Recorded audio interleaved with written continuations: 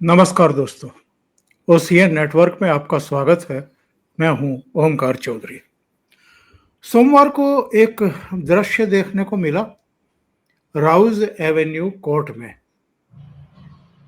पूर्व केंद्रीय मंत्री, बिहार के पूर्व मुख्यमंत्री, आरजेडी के सर्वे सर्वा, चारा घोटाले में कई केसों में सजा भुगत चुके, अभी भी सजा काट रहे लालू प्रसाद यादव, उनकी धर्मपत्नी बिहार की पूर्व मुख्यमंत्री राबड़ी देवी, उनके बेटे जो बिहार के उप मुख्यमंत्री रह चुके हैं तेजस्वी यादव, और कुछ दूसरे लोग राउज एवेन्यू कोर्ट में खड़े हुए दिखाई दिए। वहां मजिस्ट्रेट ने उनसे कुछ सवाल जवाब किए और उसके बाद कहा कि ये जो टेंडर छोड़े गए थे रेलवे के, जिसमें 2 होटलों को कोचर बंधुओं को दे दिया गया था, रांची और पुरी के, इसमें रेल मंत्री रहते हुए, यानी टेंडर जो छोड़े गए थे उसमें लालू यादव ने रेल मंत्री रहते हुए हस्तक्षेप किया था। और बाद में जो घोटाले के आरोप लगे, जगह जगह जमीन वगैरह लिखवाई गई नौकरियों के बदले, तो उसमें भी वो सारा कुछ लालू यादव की जानकारी में था। ये एक लंबी प्रक्रिया है, ये केवल बिहार तक सीमित नहीं है। बहुत सारे क्षेत्रीय दलों के नेताओं को हमने अदालतों के और जेल के चक्कर काटते हुए देखा है, जिनमें ओम प्रकाश चौटाला से लेकर के कई लोगों के नाम आप गिना सकते हैं। और ये तो वो हैं जो एक्चुअल में क्षेत्रीय दलों की प्रधानता कर रहे थे या उनके प्रमुख थे। इनके मंत्री, इनके विधायक, इनके एमपी और अलग अलग राज्यों में भी जो क्षेत्रीय दल हैं, उनके लोग हमने जेल जाते हुए, गिरफ्तारियां होते हुए, उनके यहाँ रेड होते हुए और बड़ी तादाद में कैश बरामद होते हुए देखा है। अलग अलग राज्यों में जो एक क्षेत्रीय दलों के उभार हुए हैं पिछले कुछ दशकों में, ये इसलिए कि जो राष्ट्रीय पार्टियां थी, वो जो क्षेत्रीय अभिलाषाएं होती हैं, उम्मीदें होती हैं, उनको कहीं ना कहीं निराश करती हैं, हतोत्साहित करती हैं, उनको पूरा नहीं कर पाती। और इनमें से बहुत सारे चेहरे ऐसे भी हैं जो सामाजिक आंदोलन के गर्भ से पैदा हुए थे। तो ये भटक क्यों गए? इन पर भ्रष्टाचार के आरोप क्यों लगने लगे? इनकी गिरफ्तारियां क्यों होने लगी? बहुत सारे लोगों का कहना है, आकलन है कि जो राष्ट्रीय पार्टियां में मझे मझाए नेता हैं, वो जानते हैं कि भ्रष्टाचार किया कैसे जाता है और छिपाया कैसे जाता है। लेकिन ये लोग कच्चे खिलाड़ी साबित हुए। इन्होंने थोड़ा बहुत भी ऊपर नीचे किया तो ये पकड़ में आ गए और फिर इनकी जो राजनीतिक जीवन है उस पर विराम लग गया। हमने अरविंद केजरीवाल, मनीष सिसोदिया, संजय सिंह को, सत्येंद्र जैन को भी जेल जाते हुए देखा है, जो एक्चुअल में भ्रष्टाचार विरोधी आंदोलन के गर्भ से ही पैदा हुए थे। तो मेरे साथ जुड़ रहे हैं बहुत ही अनुभवी वरिष्ठ पत्रकार धीरेन्द्र पुंडीर। उनसे जरा समझने की कोशिश करते हैं। उन्होंने बहुत सारे स्टिंग ऑपरेशन भी किए हैं, उनका अपना अनुभव भी है और उनका अपना अध्ययन भी है। धीरेन्द्र जी, बहुत स्वागत है आपका। नमस्कार। नमस्कार। क्या कहेंगे, क्षेत्रीय दल अप्रासंगिक होते जा रहे हैं, इनके अस्तित्व पर सवाल खड़े हो रहे हैं, क्या इनके जनाधार भी खिसक रहे हैं, और ये भटकाव आखिर क्यों? देखिए, जनाधार की बात तो ये है सर कि इनके जनाधार खत्म होने पे मुझे इसलिए संशय है क्योंकि ये या तो जातीय आधार पर खड़े हुए हैं। इन्होंने कोई इस तरह का कोई विजन तो लेके आए नहीं थे कि भाई आप हो, वो या तो भाषा के खिलाफ आपके खड़े हुए हो या फिर आपने कोई रीजनल जो क्षेत्रवार है उसके लिए आपने खड़े हुए हो या फिर आप जातीय आधार पर। हाँ, जब शुरुआत होता है तब आप विजन की उसकी कोई सपना बेचते हैं, क्योंकि अगर आप देखेंगे ये तमाम क्षेत्रीय दल, खासतौर से अगर हम लोग साउथ की बात करें तो द्रमुक, अन्ना द्रमुक, ये सब जो है हिंदी विरोध के उसके साथ पनपे या फिर जातीय आधार पर उन्होंने ब्राह्मणवाद और मनुवाद के बाद विरोध में, आपने देखा होगा आज तक डीएमके वहां ताकतवर है। 1967 के बाद कांग्रेस वहां कभी या नेशनल पार्टी कोई भी सत्ता में नहीं आई आज भी, क्योंकि उन्होंने इस तरह से अपना पूरा वो तैयार किया हुआ है, नैरेटिव तैयार किया और वो इतना अंदर तक बैठ गया कि वो, अगर हम नॉर्दर्न इंडिया की बात करें, बेसिकली जो हमारा इशू ऑफ वो है, क्योंकि नॉर्दर्न इंडिया में ही जिस तरह से 74-75 के मूवमेंट की देन है, ये तमाम लोग जितने भी हम इस समय राजनीति में देखते हैं जो अब बच गए, वैसे तो वो चले गए, उसमें से भी ज्यादातर लोग, रामविलास पासवान चले गए, शरद यादव चले गए, ये तमाम लोग जितने थे, चरण सिंह, वो मतलब वो उनसे पहले थे, मतलब अगर हम देवीलाल या उन सबको देखें तो वो धीरे धीरे अब राजनीतिक पटल पर नहीं है। लालू प्रसाद यादव एक पैम्पलेट की तरह हैं जिनको अब पोस्टर के तौर पर चिपकाया भी नहीं जा रहा, वो उनमें नहीं है, लेकिन नीतीश कुमार अभी है। तो अगर आप देखेंगे कि शुरुआत बड़े महान उद्देश्य के साथ हुई, उन्होंने कहा कि साहब हमको जेपी के उसमें बदलना है, राज बदलना है, लेकिन राज बदलना है तो वो किस के लिए बदलना है, मतलब आप कारण क्या है, आपके पास सपना क्या है। तो उन्होंने जो सपना दिया था वो बड़ा स्केची सा सपना था। कर्पूरी ठाकुर ने बहुत पहले से ठीक से अपना एक, आपने देखा होगा कि जनता पार्टी जो बनी थी तो उसमें भी छोटी छोटी पार्टियां मिल गई थी, लेकिन किसी के पास भी अगर आप देखेंगे तो रीजनल पार्टी का एक दायरा बहुत छोटा होता है। वो अगर आप उसके देखेंगे कि उसके पास बहुत बड़ा कोई विजन राष्ट्र को लेकर नहीं होता, क्योंकि वो एक छोटी सी जगह में सत्ता हासिल करने की एक कोशिश भर होती है और कोई छोटी पीड़ा है उसको दूर करना है। मान लीजिए मेरी मेरी भाषा को आप उसमें शामिल कर लीजिए, राष्ट्रीय अनुसूची में शामिल कर लीजिए, या जो भी इस तरह से शुरू हुआ। तो उस 74 में फिर भी ये था, पहली जो खेप आई थी उन्होंने फिर भी इंदिरा गांधी के खिलाफ एक राजनीतिक नेतृत्व जो देने की कोशिश थी जेपी की, उसका भाग लिया। लेकिन ये दुर्भाग्य है कि वो पूरा का पूरा आंदोलन आप अंततः जातिवाद में जाता हुआ देखते हैं। तमाम लोग जो उस आंदोलन के शामिल थे, उन लोगों ने जातिवाद को भड़काने के अलावा उनके पास और कोई कारण नहीं रहा, और चूंकि जातिवाद के साथ साथ उन्होंने तुष्टीकरण कर लिया। तुष्टीकरण की मजबूरी ये थी कि आपको उनको अनुचित छूट देनी है तो आपने लूट की छूट दी, अपनी जाति को ताकत देना है तो जो ताकतवर लोग हैं जो वो कानून तोड़ रहे उसको रोकना है। भर्ती सिपाहियों की हो रही है तो 22,000 में से 14,000 आपको अपनी जाति के करने हैं। तो ये जो करप्शन का मूलाधार बने, ये तमाम लोग बने, यानी इनका खुला नंगापन, क्योंकि कोई आइडिया नहीं था। इसीलिए जब हम देखते हैं कि बीच में जब ये गठबंधनों की सरकारें रही तो राष्ट्र जो है बहुत ही पीछे अपनी ऊर्जा से आगे बढ़ रहा था, उसमें नेताओं का कोई योगदान नहीं था। क्योंकि मैं ये मानने से इनकार करता हूं कि मुलायम सिंह कोई बहुत ही समग्र तौर पे इस देश की राष्ट्रीय नीति को देख रहे थे कि रक्षा नीति, वो मुझे नहीं लगता कि उनका कोई कॉन्करेंस होगा। लोग अभी भी कुछ भी कह सकते हैं, वो उनका कहना होगा, लेकिन मैं मेरे एज ए रिपोर्टर मुझे ये लगता है कि उस वक्त मैं देखता था, क्योंकि जब आप कॉलेज में टीचर कौन होगा, जो सिपाहियों की भर्ती होगी उसमें से अगर 14,000 मैं यादव रखूंगा 22 में से तो कैसे रखूंगा, जो टेंडर ठेके दिए जाएंगे उसमें मैं कैसे रखूंगा, फिर आप ये भी देखेंगे कि मैं देश कैसा रखूंगा। तो ये सब एक शुरुआत जरूर एस्पिरेशन से हुई थी, और आज लोग कहते हैं कि साहब वो अगर ये नहीं होता तो दबे पिछले लोगों को या कुचले हुए लोगों को रास्ता नहीं मिलता। ये सब कहने की बातें हैं, क्योंकि जब कोई कोर्स ऑफ एक्शन शुरू हो जाता है तो आप उसको रोक नहीं सकते। जनतांत्रिक प्रक्रिया में आखिरकार सत्ता नीचे तक जानी ही थी।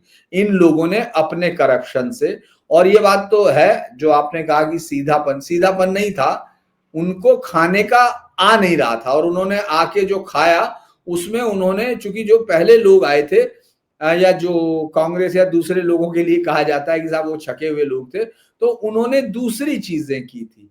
इन्होंने क्या किया कि इनको चूंकि आए ही वो थे, जैसे मुझे याद आता है देवीलाल का एक बयान, उन्होंने शरद यादव को जब उन्होंने प्रधानमंत्री उनको बनाया और इनको पार्टी से निकाला गया था। देवीलाल को, जब याद होगा आपको, विश्वनाथ प्रताप सिंह को जब प्रधानमंत्री के लिए नॉमिनेट किया है। जब वो डिप्टी प्राइम मिनिस्टर पद से हटाए गए थे तो मैंने इंटरव्यू किया था। वो अच्छा। बड़ौत में आए हुए थे, जनता इंटर कॉलेज के प्रधानाचार्य के यहाँ उनके रिश्ते थे। तो उनका मेरे पास फोन आया कि देवीलाल जी आए हुए हैं, इंटरव्यू करना हो तो, और वो इस्तीफा देकर के आए थे, तो उनका इंटरव्यू मैंने किया था उस समय। हाँ, तो उसी में शायद ये होगा, मुझे तो पता नहीं, आपको याद होगा क्योंकि मैंने तो पढ़ा था जिसमें उन्होंने कहा ये शरद यादव जिसके पास लत्ते नहीं थे मैंने इसे लत्ता मंत्री बनाया। ये वो बोले थे, मतलब लत्ते जो दर्शक है वो समझ जिसके सके, पास कपड़े नहीं वो कपड़ा मंत्री। कपड़े को, उसको मैंने कपड़ा मंत्री बनाया और ये भी मुझे धोखा देके भाग गया। तो दरअसल बहुत छोटे छोटे उद्देश्यों के साथ शुरू हुआ एक खेल था।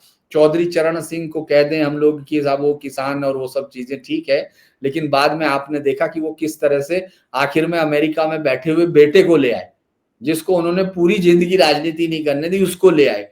उसके बाद जिसको ओम प्रकाश चौटाला को क्रिमिनल बताते रहे देवीलाल, आखिर में वही ओम प्रकाश चौटाला उनका राजनीतिक उत्तराधिकारी बना। तो इसीलिए, और जो सबसे बड़ी बात तो यह है कि अगर इस दुनिया में कोई क्लासिक एग्जाम्पल, मैं दुनिया की बात कर रहा हूं, मैं हमारे देश की नहीं, अगर देखना हो तो सिर्फ झारखंड मुक्ति मोर्चे से तो बेहतर कोई हो ही नहीं सकता कि कोई दुनिया में पहली बार रिश्वत ली जा रही, वो भी उसमें ली जा रही है चेक में, बैंक में जमा थी, वो पैसा जमा किया गया।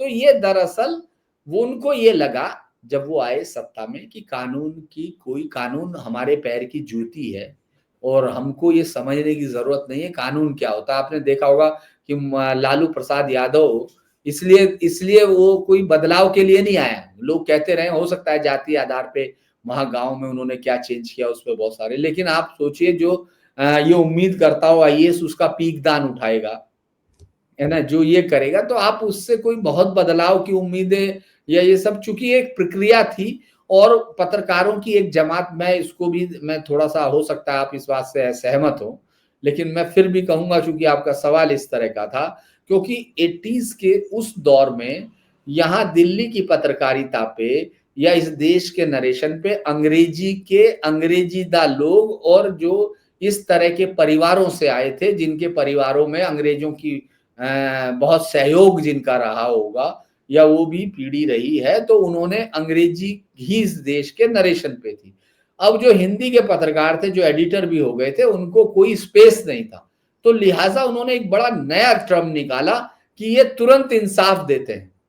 लालू यादव ये तुरंत इंसाफ देता है, ये जो मुलायम सिंह यादव ये तुरंत इंसाफ देते हैं, शिवपाल की स्टाइल अलग है।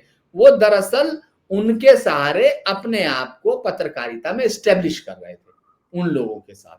तो इसीलिए आप देखेंगे तब से जो गिराव भी शुरू हुआ वो भी हुआ क्योंकि आपने जातिवादी, क्षेत्रवादी और भाषाई तौर पर अपने आप को सबसे अलग रखने वाले नेताओं को नायक के तौर पर पेश किया। इस देश की जनता भी भटकी, इस देश का रास्ता भी भटका, और वो नेता तो भटके इसलिए नहीं है, जेलों का रास्ता उन्होंने जरूर तय किया। भाई लालू यादव सजा याफ्ता क्रिमिनल है, ये इस देश का दुर्भाग्य है कि उसके पास चुनाव सुधार अभी आज तक नहीं हो पाए, कि भाई जिस आदमी को आप चुनाव लड़ने नहीं दे रहे हो, भाई सजा याफ्ता होने के नाते आप यही कहते हैं ना 2 साल की सजा, ये 2 साल या 2 साल से ज्यादा की सजा होने के बाद आपकी सदस्यता कैंसिल हो जाएगी। लेकिन आपने चुनाव सुधार में ये नहीं किया कि जो आदमी चुनाव लड़ने के अयोग्य हो गया वो चुनाव कैसे लड़ा सकता है, उसकी मदद से चुनाव कैसे। इससे ज्यादा दुर्भाग्यपूर्ण और विद्रूपताएं क्या हो सकती हैं कि जिस पर कोर्ट चार्ज फ्रेम करने वाली है वो चार्टर प्लेन से पटना से दिल्ली आ रहे हैं और फिर वापस दिल्ली से पटना जा रहे हैं। और कई नाम तो आपने ले दिए, जैसे शिबू सोरेन का नाम आपने ले दिया, केसीआर, उनकी बेटी शराब घोटाले में गिरफ्तार हुई, के कविता। इसके अलावा ओम प्रकाश चौटाला को सजा हुई, जेबीटी भर्ती घोटाले में 10 साल तक जेल में रहे वो भी और उनके बेटे अजय चौटाला भी। ममता बनर्जी के मंत्री गिरफ्तार हुए, उनके यहां से तो कैश बरामद हुआ। शरद पवार के करीबी देशमुख और नवाब मलिक वो गिरफ्तार हुए, संजय राउत गिरफ्तार हुए। इसके अलावा मुलायम सिंह और मायावती के खिलाफ तो बाकायदा फाइल खोल दी थी मनमोहन सरकार में कांग्रेस पार्टी ने, ताकि वो इधर उधर भागने ना पाए। मैंने ही अरविंद आईसी केजरीवाल संपत्ति का केस और सुप्रीम कोर्ट में वो तो मैंने ही किया था, प्लॉट स्कैम सब। तो अरविंद केजरीवाल जैसे चेहरे जो बच्चों के सिर की कसम खा करके कह रहे थे कि ना समर्थन लेंगे ना देंगे, ना बंगला लेंगे ना सिक्योरिटी लेंगे, और उसके बाद देखिए शराब घोटाले में किस तरीके से जेल की हवा खाई। पंडित सुखराम जो कभी कांग्रेस में हुआ करते थे, टेलीकॉम डिपार्टमेंट में अलग पार्टी बनाई उन्होंने, भजन लाल। मतलब देश में अगर आप टॉर्च लेकर के घूमना शुरू करें, क्षेत्रीय दलों की ही बात करें, तो फारूक अब्दुल्ला, क्रिकेट एसोसिएशन में उनका एक घोटाला सामने आया। तो कहीं ना कहीं ये चीजें निराश करती हैं, हताश करती हैं लोगों को कि भाई इनकी तरफ बड़ी उम्मीदों से देखा था और इन लोगों ने ये भी भ्रष्टाचार में लिप्त हो गए। मुझे एक बात थोड़ा सा इसमें ये है संदेह, बहुत सारे इनमें से कई नाम ऐसे हैं जिनको आप कह सकते हैं कि उन पे उम्मीद लगाई गई होगी एक बड़ी जनता ने, क्योंकि मुझे नहीं लगता इन जातिवादी चेहरों से बहुत बड़ी जनता ने उम्मीद लगाई होगी, क्योंकि इनकी राजनीति का बेसिक है, जैसे कल्याण सिंह, माफ कीजिएगा, मुलायम सिंह की राजनीति का बेस राम भक्तों पे गोली चलवाना था। वो पहले उसमें आए तो जिस बदलाव की उम्मीद की जा रही थी वो बदलाव, जैसे जनता दल की पहली सरकार, वीपी सिंह की पहली सरकार जब बन रही थी, तो उस वक्त लोगों में करप्शन के खिलाफ एक बड़ी लड़ाई की आह्वान था। यानी आप देखिए कि देश की जनता ने जातीय बैरियर तोड़ के उनको चुना। उन्होंने जो अपने लेफ्टिनेंट चुने उनसे बहुत उस समय फर्क नहीं पड़ रहा था, और चूंकि उन्होंने समझौते किए थे वीपी सिंह ने, उसी का नुकसान ये था कि वो देवीलाल जैसे आदमी से, जिसकी महज 10 सीटें, देवीलाल कभी किसान नेता नहीं रहे, लेकिन इस देश का अंग्रेजी का पत्रकार, अंग्रेजी की मैगजीन और अंग्रेजी का मीडिया, जिससे दिल्ली का हर आदमी, आप ये सोचिए जिस पॉलिटिशियन की राज्य की पूरी सीट 10 हो, और जो लोग कह सकते नहीं साहब वो बाहर बहुत बड़ा किसान नेता था, तो मैं उसको इस तरह से देख सकता हूं उनको कि वो जब भी उन्होंने कोशिश की कि वो यमुना का खद्दर पार करके इधर आ जाएं, वो हर बार चौधरी चरण सिंह से, उनके परिवार से बुरी तरह से हार के वापस लौटे। तो यानी उनकी हैसियत 10 से 11वीं सीट पे नहीं हो सकती थी, लेकिन अंग्रेजी के मीडिया ने, पत्रकारों ने उनको आसमान पे चढ़ा के इस तरह कर दिया कि, तो विश्वनाथ प्रताप सिंह ने एक बड़ी गलती की कि उसने उन तपे तपाए करप्ट नेताओं को उनके साथ मिलके राजीव गांधी के करप्शन को या उनकी छवि के खिलाफ, या जो भी मैं कहूंगा, क्योंकि राजीव गांधी के खिलाफ ब्रोफोर्स का मामला था जनरली, वरना तो बाकी सब लोगों पे मामला नहीं था। तो आप देखिए, आपने जिन लोगों से उम्मीद की बात की, तो मैं नहीं मानता कोई उनसे उम्मीद थी, क्योंकि मुलायम सिंह से किसको उम्मीद होगी? किसानों को शुरुआती दौर में इसलिए उम्मीद थी क्योंकि वो वीपी सिंह की तरफ से चुने गए थे। वीपी सिंह कौन था? वीपी सिंह करप्शन के खिलाफ एक मसीहाई अंदाज में पैदा हुए नेता थे। तो इसीलिए आप देखेंगे कि जो वो उम्मीदें जड़ी थी, उम्मीदें वीपी सिंह से जुड़ी थी, वीपी सिंह के साथ ये लोग जुड़ गए थे। और ये लोग कौन थे? ये तपे तपाए जातिवादी नेता थे। इन पे पहले भी आरोप थे। लालू यादव कोई ऐसे तो थे नहीं कि वो आते ही उनके साथ पूरे देश की, माफ कीजिएगा, बिहार की जनता जुड़ गई होगी। उन्होंने किस तरह के लोगों को सेलेक्ट किया, उन्होंने किस तरह के क्रिमिनल्स लोगों को वोट दिए। आप मुलायम सिंह की ताकत क्या रही कि राम भक्तों पे गोली चलवाना। तो ये सब चीजें इनके साथ, मैं ये मानता हूं कि हम लोग ऐसा मानते हैं, पत्रकार ऐसा मानते हैं कि साहब उनका बहुत जन आधार था, ये था, ऐसा नहीं है।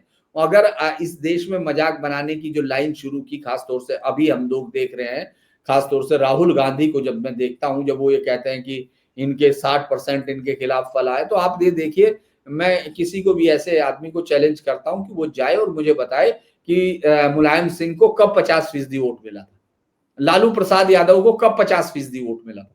दरअसल जातिवादी राजनीति के ये वो चेहरे हैं जो एक समझौतावादी पॉलिटिक्स की वजह से थे। तो मैं ये मानता हूं कि इनसे कभी जनता की उम्मीदें नहीं जुड़ी थी, इनसे इनकी जाति की उम्मीदें जुड़ी थी, जिसको पूरी करने में एक कानून के साथ खिलौने की तरह बर्ताव करते थे। और ये जो इंडी अलायंस बना था, ये अपने अंतर्विरोधों की वजह से आगे नहीं बढ़ पाया, क्योंकि मोस्टली दल जो इस समय एग्जिस्ट कर रहे हैं अलग अलग राज्यों में, वो या तो कांग्रेस से निकले थे या कांग्रेस की जमीन खा करके खड़े हुए हैं। तो ऐसी हालत में ये अगर साथ आए हैं तो केवल इस डर से कि अगर साथ मिलकर के नहीं लड़े तो भारतीय जनता पार्टी और नरेंद्र मोदी हमको खा जाएंगे अलग अलग टुकड़ों में, अलग अलग जगहों पर। अकेले अकेले लड़ेंगे तो मुकाबला ही नहीं कर पाएंगे। हालांकि इसमें भी अंतर विरोध है। शरद पवार आकर के तेलंगाना में क्या कर लेंगे, या लालू यादव किसी दूसरे प्रदेश में जाकर के किसी की क्या मदद कर सकते हैं, या ममता बनर्जी ही किसी दूसरे राज्य में जाकर के अखिलेश यादव की क्या मदद कर सकती है। लेकिन ये लोग सारे इकट्ठा हुए तो भी कोई बहुत अच्छा मैसेज पब्लिक को दे नहीं पाए, उनकी उम्मीद नहीं जगा पाए, क्योंकि इनमें से मोस्टली या तो लीडरशिप पर आरोप थे या उनके जो नीचे काम करने वाले नेता हैं उन पर भी भ्रष्टाचार के आरोप थे। तो एक तो वंशवाद का एक तमगा इनके चेहरे पर लगा हुआ और ऊपर से भ्रष्टाचार के गंभीर आरोप। दरअसल हम लोग अगर नेताओं के तौर पर देखें तो ममता बनर्जी ने एक उम्मीद जगाई थी, लेकिन ये लोग, एक बात आपको माननी पड़ेगी कि ये जितने लोग हैं, ये लोग जमीनी राजनीतिक समझ जो है नेशनल लीडरशिप से ज्यादा बेहतर रखते रहे। क्योंकि पहले जब भी कोई नेशनल लीडर इस तरह का हुआ, चाहे श्रीमती इंदिरा गांधी रही हो, चाहे प्रधानमंत्री नरेंद्र मोदी हो या जवाहरलाल नेहरू थे, ये कल्ट थे। वीपी सिंह भी वो एक आइडिया के साथ आए थे और कल्ट थी। लेकिन ये लोगों को जमीन ज्यादा मालूम है अगर बाकी सब नेताओं से पैरेलल करते हैं। जैसे ममता बनर्जी जानती थी, ममता बनर्जी को ये अच्छे से मालूम है कि वो, उनकी स्ट्रेंथ बंगाल है। तो बाहर आपने देखा होगा कि बाहर बहुत ताकत नहीं लगाती, लेकिन चूंकि इनको स्पेस चाहिए, इनको, आप ये सोचिए, जैसे मैं आज ही मैं अपने ही उस पर लाइव कर रहा था तो मैं हंस रहा था कि राजभर बिहार में 143 सीटों पे लड़ेगा। जिस राजभर की हैसियत अगर हम लोग वहां से देख ले जहां राजभर वोट खत्म हो जाता है, उसके बाहर एक वोट लेने की नहीं है, एक वोट। बाकी तो बहुत छोड़ दीजिए कि 100, 500, 700, वो एक वोट नहीं ले सकता सिवाय उस उम्मीदवार की जाति के जिसके उम्मीदवार को वो खड़ा करेगा वहां 50 वोट लेने के लिए। तो ये दरअसल जो ये चुनाव की राजनीति है उसमें वो लोग इसलिए लेते हैं क्योंकि उसके बाद उनको टिकट्स के बदले कुछ आर्थिक वो मिल जाए। आप देखेंगे जिस पार्टी की हैसियत बस 2 सीट लड़ने की नहीं है, वो 10 मांगेगी, 40 मांगेगी, 50 मांगेगी रीजनल पार्टी। क्यों? क्योंकि उनका उसको मॉनेटरी इस्तेमाल करना है, उनका लीडर उसको अपने लिए अपने निजी। चूंकि देखिए अब आप एक बात सोचिए कि आज अखिलेश यादव ने जब पिछले, मैं एक उदाहरण के तौर पे कह रहा, किसी का भी ले सकते हैं लेकिन चूंकि हम यूपी पे बात करते हैं, अखिलेश यादव ने इस चुनाव से पहले, याद होगा आपको, कहा था कि जिन्ना देश के बंटवारे का जिम्मेदार, मतलब सांप्रदायिक नहीं था, ये नहीं था, याद है ना? तो हाँ, उसके बाद आपने देखा होगा उनकी जाति का एक बड़ा हिस्सा मानने लगा था कि नहीं, अम्बेडकर तो, वो माफ कीजिएगा, जिन्ना तो बहुत ही सेकुलर आदमी था, वो आदमी तुरंत देने लगे। तो इसीलिए इनकी वर्किंग का, इनका, मैं ये मानता हूं कि जो इस तरह की लीडरशिप है उसका कामकाज से कोई लेना देना होता ही नहीं, वो चाहे जो कर ले। उनका जितना वोट बैंक जाति से आता है, जाति के सहारे जो तुष्टीकरण के सहारे मुस्लिम वोट से आता है, वही एक समीकरण होता है। और ये इनका लगातार, आप वंशवाद, चौधरी चरण सिंह लगातार नेहरू को इसलिए कोसते रहे कि साहब उन्होंने अपनी बेटी बढ़ाई है और ये किया। इसीलिए कांग्रेस से बहुत सारे नेताओं का अलगाव इसलिए हुआ क्योंकि जो नेहरू जी है वो इंदिरा गांधी को बढ़ा रहे हैं, है ना? आपने देखा वो कांग्रेस ओ बनी, कांग्रेस आर बनी, कांग्रेस ओ ऑर्गेनाइजेशन जो सिंडिकेट बना था कामराज प्लान के बाद, जो इस तरह से डिवीजन हुआ, और ये रिक्विजिस्ट बनी थी कांग्रेस की। लेकिन आप अगर गौर करेंगे कि जिस चरण सिंह ने पूरी जिंदगी वंशवाद के नाम पे अपनी राजनीति चलाई, वंशवाद का विरोध करने के बाद, उनके बाद उनको नहीं दिखा कि कोई मुलायम सिंह उनको अपना गुरु मानता है। उनको दिखा कि अजीत सिंह से बढ़िया समझदार पॉलिटिशियन, जनता का हक चाहने वाला कोई है ही नहीं, और जनता ने एडमिट कर लिया। और जनता, आप ये सोचिए कि उन्होंने, अब आप ये सोचिए कि ये कहाँ पढ़े हुए हैं, अमेरिका में पढ़े हुए लोग हैं, वहां से जयंत चौधरी जो एनडीए में हैं, आप ये बताइए कि क्या आप उनका वोटर जो है उससे उनकी कोई तुलना हो सकती है? उन्होंने विदेश में सारी पढ़ाई की, लेकिन आज की डेट में उनसे जो गांव का गन्ना छीलने वाला आदमी है, जो मैं उस समय उसी गांव में छपरोली में था, तो मैं इंटरव्यू ले रहा था जो बुग्गे पे जाके जहाँ कांटा था, तो वो जो है जितने लोग बैठे थे उनमें से शायद ही किसी कहने लगा भाई इससे बढ़िया गरीब की बात कौन सा कर सके। तो मैंने कहा भाई ये तो सारा जिंदगी बाहर रहे, अब ये सरकार में आ गए, तो कहने लगा भाई देखो अब तक उन्होंने लूटा, ये तो इतने दिन से बाहर रहा, बेचारे के 50 तो नौकर है, पैसा कहाँ था होगा, ऐसे ही कमाएगा। मतलब आप करप्शन को जस्टिफाई करते हैं, आप क्रिमिनलिटी को जस्टिफाई करते हैं, आप किसी भी किस्म की ओवर रीच को जस्टिफाई करते हैं, मर्यादाओं को तोड़ने से जस्टिफाई करते हैं, बस जातिवाद की। तो इसीलिए मैं नहीं मानता कि इनमें से किसी भी लीडर की कोई अपील या कोई विजन या कोई कहने की बातें मैं हो सकता है, क्योंकि देखिए जैसे कहेंगे कि यूपी में उन्होंने बहुत काम किया, अरे भाई अब तो इस देश में काम तो 90s के बाद, 95 के बाद, या स्पेसिफिकली अगर आप कहते हैं तो 2000 के बाद बिल्डर लॉबी ने काम किया। वो लोग लाते हैं नक्शा बना के, अफसर जयंत बताते हैं इधर से सड़क निकाल दीजिए। जयंत से पहले तो चौधरी चरण सिंह अपनी पत्नी गायत्री को चुनाव लड़वा चुके थे। इसके और अलावा ज्ञानवती को, अपनी बड़ी बेटी को, सरोज को छपरौली से लड़वा चुके थे। इगलास से उन्होंने लड़ाया।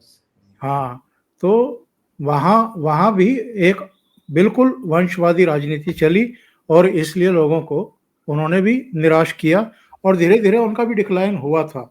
मैं एक और सवाल आपसे जानना चाह रहा था, पूछना चाह रहा था।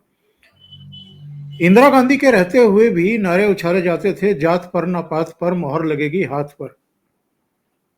और बाद में इनको लगा होगा राहुल गांधी के सिप्पे सलाहकारों को कि साहब जो अलग अलग क्षेत्रीय दल पैदा हुए हैं या जिन्होंने कांग्रेस को रिप्लेस किया है, इन्होंने तो जातिवादी राजनीति करके या धर्म आधारित राजनीति करके ही ये काम किया है।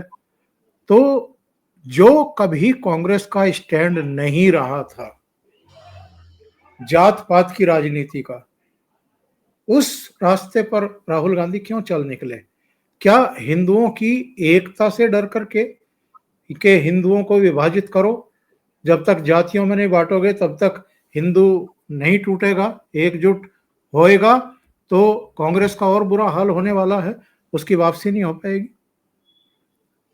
दरअसल एक बड़ा इंटरेस्टिंग फैक्ट कांग्रेस के साथ ये रहा कि जब देश आजाद हुआ, तो देश आजाद होने के बाद नॉर्दर्न इंडिया में जहां कांग्रेस ने बहुत लंबे समय तक शासन किया, उन्होंने गांधी जी से भी सवाल किया गया कि साहब मुस्लिम लीग के नेताओं को क्या करना चाहिए, क्योंकि जिन लोगों ने, मुसलमानों ने पाकिस्तान के लिए वोट किया था और जिन लोगों के वोट से पाकिस्तान बना, वो तो पाकिस्तान गए नहीं, वो तो यहीं रह गए। अलीगढ़, बुलंदशहर, मुरादाबाद, रामपुर और पूरा का पूरा वो जो था उसमें कुछ लोगों को छोड़ दो, वोट आपने 93% दिया और आप गए 3%, 3% भी नहीं गए, मतलब हजारों में कुछ फैमिलीज गई हैं।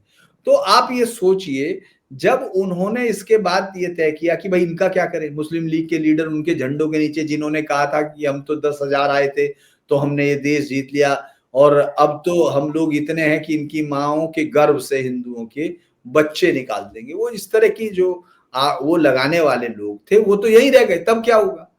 तो उनको गांधी जी ने राय दी और नेहरू उनको उसमें थे कि साहब वो मुस्लिम लीगी कांग्रेस ज्वाइन कर ले, तो उन्होंने कांग्रेस ज्वाइन कर ली। अब कांग्रेस, चूंकि वो तो डरे हुए थे, उनको लग रहा था कि साहब उन्होंने एक इस देश के साथ साजिश करके इसको तोड़ा है, उनको पता था। लेकिन जब एक सबसे बड़ी पार्टी जो वहां उस बंटवारे के वक्त वो खुद कह रही थी मैं हिंदुओं की पार्टी नहीं है, और वो बंटवारे में हिंदुओं की तरफ से बैठ गई, है ना, तो एक तो वो था, उस पार्टी के साथ मजबूरी ये थी, उसको मालूम था कि जैसे ही वो कलई खुलेगी तो हो सकता है उसका डेक्लाइन हो, तो लिहाजा उसने लीगी नेताओं के साथ, चूंकि जब लीग के नेता कांग्रेस में आ गए तो लीग का वोटर कौन था? मुसलमान ही वोटर था, कोई हिंदू तो वोट कर नहीं रहा था, और सारे मुसलमान पाकिस्तान के हक में थे, ज्यादातर 93%, अगर हम 100 में से कह रहे हैं तो वो हो गया ना कि सारी एवरेज तो ऐसे ही बोला जाएगा। तो वो जो सारे मुसलमान यहाँ रह गए जिनको पाकिस्तान बनाने वाले थे, उन लोगों ने कांग्रेस पर अपना वो बढ़ा दिया सिक्का। और कांग्रेस की मजबूरी हो गई, क्योंकि कांग्रेस ने क्या किया, ब्राह्मण्स हो गए, दलित हो गए और मुसलमान, तो एक फॉर्मेडेबल कॉम्बिनेशन बनाया और बाकी जातियां इस तरह से सजग नहीं थी। तो आप अगर ये देखेंगे कि किस तरह से वोटर्स आया, वोटर्स इनका इसी तरह से इकट्ठा हुआ और उसके बाद ये पूरी की पूरी कांग्रेस, और कांग्रेस के बाद ये जितने लोग इसमें से निकले, चाहे वो उस पॉलिसीज को पहचानते रहे, और कांग्रेस के जो अब उसके बाद नायक आए। अब उसके बाद क्या होता है कि धीरे धीरे 89 में 84 में बेसिकली क्या हुआ कि मीनाक्षीपुरम में 5000 हिंदू परिवारों ने इस्लाम धर्म अपनाया। उसने पूरे देश में एक डर, एक पूरा कि ये क्या हो रहा है, लोगों को लगा सनातन धर्म को कि इतने ज्यादा, क्योंकि उससे पहले धर्मांतरण जो चल रहा था वो टुकड़ों में चल रहा था, और खासतौर से जो नॉर्थ ईस्ट है उसको कन्वर्ट किया जा रहा था, ईसाई मिशनरियां कर रही थी, या छत्तीसगढ़, बिहार का झारखंड उस समय अलग नहीं था, तो बिहार के गढ़, और मध्य प्रदेश का छत्तीसगढ़ था, और उड़ीसा, इन सब में बड़े मास लेवल पर ईसाई मिशनरीज आदिवासियों का वो कर रही थी धर्मांतरण। तो जब 84 में मीनाक्षीपुरम में हुआ तो हिंदुओं के अंदर से एक बड़ा अजीब सा रिएक्शन निकला और उन्होंने भी इसका विरोध करना शुरू किया। तो लिहाजा कांग्रेस को चुनौती मिलनी शुरू हुई बीजेपी से। उसके बाद राम मंदिर शुरू हो गया, क्योंकि बीजेपी तो विशुद्ध तौर पे हिंदुत्व की बात कर रही थी, उस समय हिंदू वोटों की बात कर रही थी। आज भले ही वो मुस्लिम राष्ट्रीय मंच और फला मंच के साथ आ गई हो, उस वक्त तो वो हिंदुओं को बचाने की बात कर रही। तो हिंदू एक वोट बैंक थोड़ा बनने लगा। उसके बाद फिर आपने देखा कि किस तरह से हिंदू वोट बैंक जैसे जैसे कांग्रेस के और ज्यादा प्लानिंग सामने आती रही कि साहब 62 का वॉर इन्होंने कैसे हारा, किस तरह से किताबों में चेंज किया गया, हमारे पूर्वज जैसी किताबें बंद कर दी गई, इतिहासकारों को कैसे रेटिफाई किया। तो उसने क्या किया कि बीजेपी को मजबूत दर मजबूत किया। अब राहुल गांधी जैसे नेता आ गए। सब राहुल गांधी, चूंकि ये गांधी फैमिली जो 1947 के बाद से कुछ वक्त के लिए, कितने 2.5 साल के वक्त के लिए प्रधानमंत्री पद से अलग हुई, बीच में अलग अलग टुकड़ों में आए, लेकिन फिर इतना ही हुआ। और फिर उसके बाद राजीव गांधी इस परिवार के लास्ट प्राइम मिनिस्टर हुए जो 89 में थे, यानी 11 और 25 36 साल से इस परिवार को प्रधानमंत्री पद नसीब नहीं हुआ, जिनको ये लगता था कि वो इस डेमोक्रेटिक हिंदुस्तान के लोकतांत्रिक सुल्तान है और उनका परिवार है। तो लिहाजा उन्होंने एक बड़ा प्लान उनके पास आया। पहले तो उन्होंने अपनी आवाज के, आपने देखा होगा राहुल गांधी पहले मोदी जी और उसके साथ उन्होंने बात की, क्योंकि उनको लगा एक थोड़ा सा दूर है, कोई बात नहीं, 5 साल के बाद हम फिर आ जाएंगे। लेकिन 5 के बाद 10 हो गए। तो जैसे ही 5 साल पूरे हुए तो राहुल गांधी व्यग्र हो गए, मोदी जी अचानक मोदी हो गए। और वो जो और लड़ाई थी कि साहब हम देश ऐसा बनाएंगे, हम फला बनाएंगे, अब उनको लगा कि देश तो बाद में बनेगा, पहले मेरा तो प्रधानमंत्री बनना जरूरी है। तो उन्होंने जातीय राजनीति को एक बेस बनाया, और वो एक्सपेरिमेंट जो है सफल हो चुका था तब जब अखिलेश यादव, तेजस्वी यादव यानी मुलायम सिंह, लालू, या अलग अलग जगह पर क्षेत्रीय दलों ने जो ताकत दिखाई थी, चंद्रबाबू नायडू, ये सब जो है, क्योंकि वो भी कम्मा उसके थे, हर एक कापू कम्मा जो फैमिली वो है उनके साथ थे। और साउथ में तो राजनीति जातिवाद से ही चलती है, जिन लोगों को ये लगता है कि वो नहीं जानते, जैसे इजावा है वहाँ थैया या इजावा, नायर केरल में, इधर आप आ जाइए वेलालाल पार्टी में, वेलालाल हैं जो अब वो कह रहे हैं, इसके अलावा गौंडर हैं। तो हर एक पार्टी वहां तो साउथ में ये थी। ये राहुल गांधी ने बहुत ज्यादा दिनों तक देखा, तो उनको लगा कि सिर्फ जातीय आधार ही एकमात्र चीज है जो बीजेपी को हिंदू वोट रख सकता है। क्योंकि जब बीजेपी हिंदू वोट मांगती है तो जातियों में नहीं टूटता, बीजेपी को वोट जो करता है वो हिंदू वोट होता है, वो जातियों में नहीं बिखरता। और जब कांग्रेस को जीत की उम्मीद मिलती है तो वो जातियों से बिखर के मिलती है, क्योंकि हिंदू तो उसको वोट करेगा नहीं, हिंदू वोट बैंक उसको नहीं करेगा, उसको जातीय आधार पर वोट मिल रहा है। क्योंकि हिंदू वोट बैंक कांग्रेस को समझ चुका कि डिवीजन उसकी वजह से हुआ, डिवीजन के जिम्मेदार थे वो, क्योंकि जिस महात्मा गांधी ने कहा कि भाई मेरी लाश पे होगा, वो महात्मा गांधी तो मरे नहीं, वो हो गया।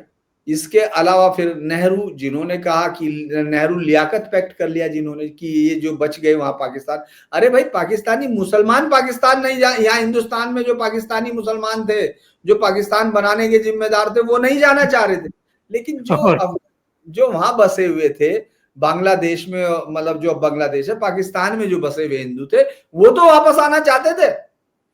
उस पैक्ट से उन्होंने रास्ता बंद कर दिया। तो उनको मालूम था जैसे जैसे पता चलेगा वैसे वैसे हिंदू, जैसे जैसे जातियां हिंदू होंगी वैसे वैसे कांग्रेस गायब होगी। तो कांग्रेस की ये लड़ाई जो है, राहुल गांधी की लड़ाई, उनके अस्तित्व की लड़ाई है, उनके जिंदा रहने की, पॉलिटिकली रिलेवेंस रहने की लड़ाई है। जी बहुत बहुत धन्यवाद धीरेन्द्र जी जुड़ने के लिए, बहुत महत्वपूर्ण मुद्दे पर चर्चा करने के लिए। और दर्शकों से भी निवेदन है कि